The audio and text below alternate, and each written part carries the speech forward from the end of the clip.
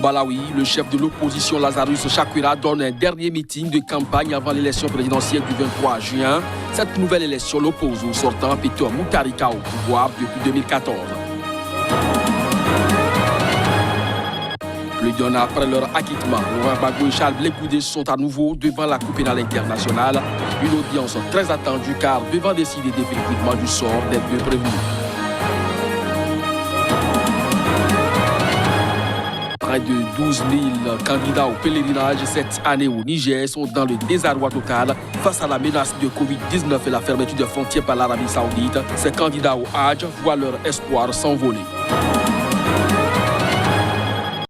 Bonsoir à chacun, bonsoir à tous et bienvenue dans cette session d'information sur Sika. Le chef de l'opposition malawite, Lazarus Chakwera, a organisé un dernier meeting de campagne avant l'élection présidentielle du mardi prochain. Cette nouvelle élection est très attendue après l'annulation pour cause de fraude massive de la réélection l'an dernier du président sortant Peter Mutharika au pouvoir depuis 2014. Reportage. Le nouveau tour de la présidentielle organisé mardi voit à nouveau s'affronter Peter Mutharika, 79 ans, au pouvoir depuis 2014, et son rival Lazarus Chakwera, 65 ans. Troisième candidat sur les rangs, Peter Kouani, n'a guère de chance de pouvoir perturber leur face-à-face. Malgré la pandémie de coronavirus, Mutharika et Chakwera sont depuis repartis en campagne en multipliant les meetings devant des milliers de partisans, au mépris de toutes les règles de protection sanitaire. Lors de sa dernière réunion publique samedi à Romfi, Peter Mutharika a exhorté ses fidèles à lui rendre sa victoire. Nous avons gagné le scrutin de 2019, mais l'opposition a saisi la justice et nous a volé le gouvernement, a-t-il lancé. Alors votons pour faire honte à ceux qui nous ont volés. Allié au vice-président Solos Chilima, qui a rompu avec le président sortant, Lazarus Chakwera a de son côté mobilisé ses troupes en dénonçant la corruption et la faillite économique du régime sortant. En avril, des milliers d'entre eux qui survivent au jour le jour du commerce informel étaient descendus dans les rues pour s'opposer au confinement décrété par Peter Mutharika pour enrayer la propagation du nouveau coronavirus. La justice leur a donné raison en suspendant s'inédier l'ordre présidentiel au motif qu'il ne prévoyait aucune aide à ceux qui auraient été privés de leurs revenus. Dans un climat de fin de campagne tendue, de nombreux analystes font de Lazarus Chakwera leur favori. Je n'accorde pas à Mutharika de fortes chances de réélection, a prédit le politologue malawite Michael Djana de l'université du Witwatersrand en Afrique du Sud. J'espère que les résultats seront suffisamment clairs pour éviter de nouvelles contestations, a-t-il poursuivi. Plus de 600 cas de Covid-19, dont 8 mortels, ont été recensés à ce jour au Malawi. En Tunisie, la police a tiré des gaz lacrymogènes pour disperser des protestataires. Ces derniers réclamaient la mise en œuvre d'un accord passé avec le gouvernement pour des emplois dans la région de Tatouine ainsi que la libération de manifestants. Des heurts ont éclaté ce dimanche à Tataouine en Tunisie entre forces de l'ordre et manifestants après l'arrestation d'un militant recherché par la justice. Il s'agit de Tarek Haddad, porte-parole de la coordination des sit-ins. Les manifestants ont bloqué des routes avec des pneus en feu et lancé des pierres contre les forces de l'ordre qui ont riposté avec du gaz lacrymogène dans la ville de Tataouine, située à 500 km au sud de Tunis. Depuis plusieurs semaines, un mouvement de protestation est en cours dans le gouvernorat de Tataouine, où des manifestants ont érigé des tentes dans plusieurs régions et bloqué la route aux camions appartenant à des sociétés d'exploitation de gaz et de pétrole situées sur le site d'El Kamour à 160 km plus loin, en plein désert. Les manifestants réclament l'application d'un accord conclu après des mois de sit-in ainsi que des heurts en 2017, prévoyant d'employer dans ces sociétés des milliers de chômeurs de cette région marginalisée. L'accord de 2017, favorisé par une médiation de la puissante centrale syndicale UGTT, prévoit également que l'État investisse 80 millions de dinars, soit quelques 27 millions d'euros chaque année dans la région de Tataouine, ce qui n'a pas été fait. Tout en estimant que le gouvernement a de nouveau failli à ses promesses et perdu la confiance des habitants, la branche de l'UGTT à Tataouine a appelé dans un communiqué à une grève générale ce lundi dans la région. Elle a également dit son refus du recours à la force excessive et injustifiée contre les manifestants. Près de 12 000 candidats au pèlerinage cette année au Niger sont dans le désarroi total face à la menace de Covid-19 et la fermeture des frontières par l'Arabie Saoudite. Des candidats au Hajj voient leur espoir s'envoler. Après avoir manqué la Oumara ou le petit pèlerinage en raison du Covid-19, des milliers de candidats au Hajj 2020 se retrouvent sur les carreaux. Les frontières de l'Arabie Saoudite étant fermées, impossible pour les transporteurs d'acheminer les pèlerins, alors que les agences de voyage ont déjà encaissé les frais des futurs pèlerins. Pour les transporteurs, il ne faut pas courir le risque d'exposer les usagers. Ceux qui rêvent, je les appelle des rêveurs, excusez-moi, et le ciel saoudien ne sera ouvert que le 1er août. Mais si ce n'est pas pour arnaquer les gens, si ce n'est même pas pour faire espérer les gens, mais comment quelqu'un va s'élever pour dire que lui, individuellement, il peut... D'abord, individuellement, tu ne peux pas organiser les Hajj. Tout ce qui se fait, ça se fait au nom des États. Personne ne peut organiser les Hajj individuellement.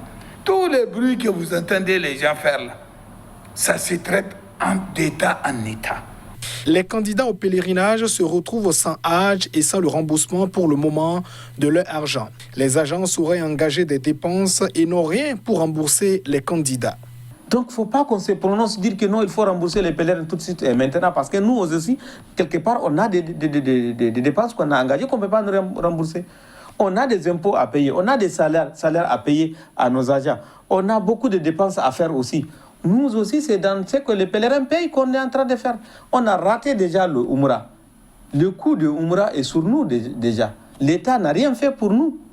Près de 12 000 candidats au pèlerinage cette année au Niger sont dans le désarroi total.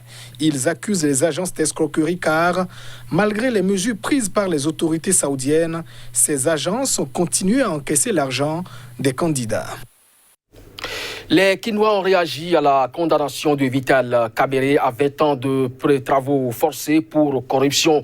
L'ancien président de l'Assemblée nationale a été condamné à d'autres peines, dont 10 ans d'inéligibilité pour le détournement total de plus de 50 millions de dollars de deniers publics.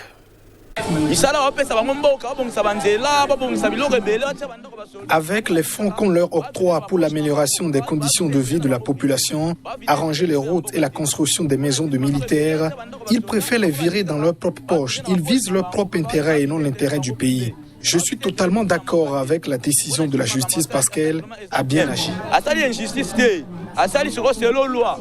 Parce que oui, bien sûr, qu'on est Kamerhe. Bien sûr que Kamerhe a été condamné pour soi-disant détournement de deniers publics. Mais la justice a été incapable de démontrer les preuves tangibles de l'accusation de Vital Kamerhe pour que le peuple donne du crédit à cette condamnation de justice. Quelle que soit ton influence, quel que soit ton rang, on l'a vu qu'un directeur de cabinet a été descendu au rang d'un simple citoyen, jugé et condamné à 20 ans de prison. Ce n'est pas que je m'en réjouis, mais je vois l'avenir de mon pays. Ce n'est pas évident que ça va servir de leçon, mais au moins chacun d'entre nous a désormais une petite peur au ventre en se disant si je tripote dans les comptes de l'État, ce n'est pas évident que ça restera impuni. Plus d'un an après leur acquittement, Laurent Gbagbo et Charles Blé Goudé sont de nouveau devant la Cour pénale internationale. Ce lundi, cette audience se tient devant la chambre d'appel de la Cour pénale internationale pour entendre les observations sur l'appel demandé par la procureure Fatou Bensouda. La Cour pénale internationale tiendra de lundi à mercredi des audiences pour examiner la demande d'un procès en appel formulé par la procureure Fatou Bensouda suite à l'acquittement des crimes contre l'humanité de l'ex-président ivoirien Laurent Gbagbo et de l'un de ses proches Charles Blé Goudé. L'appel doit démontrer que la Chambre de première instance a commis des erreurs de droit et de procédure qui ont abouti à l'acquittement pour tous les chefs d'accusation. Les deux hommes ont été reconnus non coupables de crimes contre l'humanité commis en 2010 et 2011 au cours des violences post-électorales en Côte d'Ivoire qui ont fait 3000 morts. Ils ont été libérés sous condition en février 2019. Mais la procureure de la Cour a estimé que les juges les ont acquittés sans formuler correctement et sans appliquer de manière cohérente une norme de preuve clairement définie.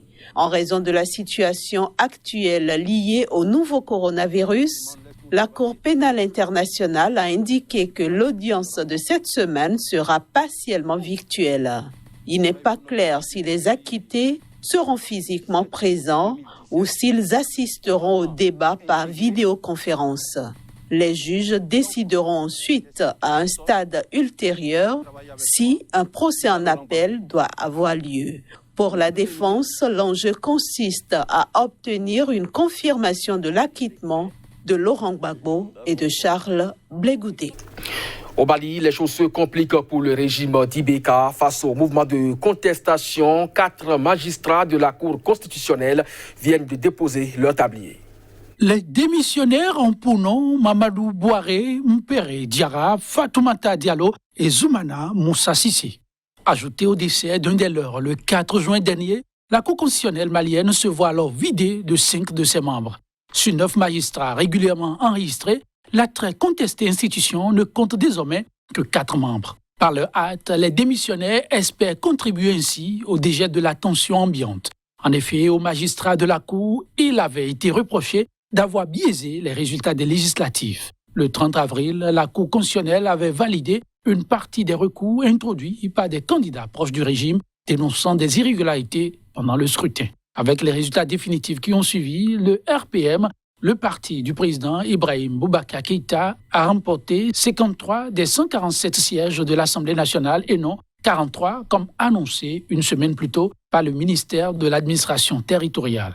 Des centaines de jeunes avaient alors manifesté le mécontentement contre ce qu'ils avaient qualifié de victoire volée à l'opposition dans un certain nombre de localités. Le plus grand rassemblement s'était déroulé à Sikasso, importante ville du sud du pays, proche de la frontière avec le Burkina Faso et la Côte d'Ivoire. L'appel aura été à la reprise partielle du scrutin, mais en vain. Depuis, les revendications se sont accrues, les mouvements de protestation aussi. La démission des magistrats de la Cour constitutionnelle changera-t-elle la donne? Rien n'est sûr. En attendant, dans les 30 jours de la démission, la présidente de la Cour doit saisir sans délai les instances de droit en vue de procéder au remplacement des démissionnaires. C'est tout pour cette édition. Bonne suite de programme sur SICA.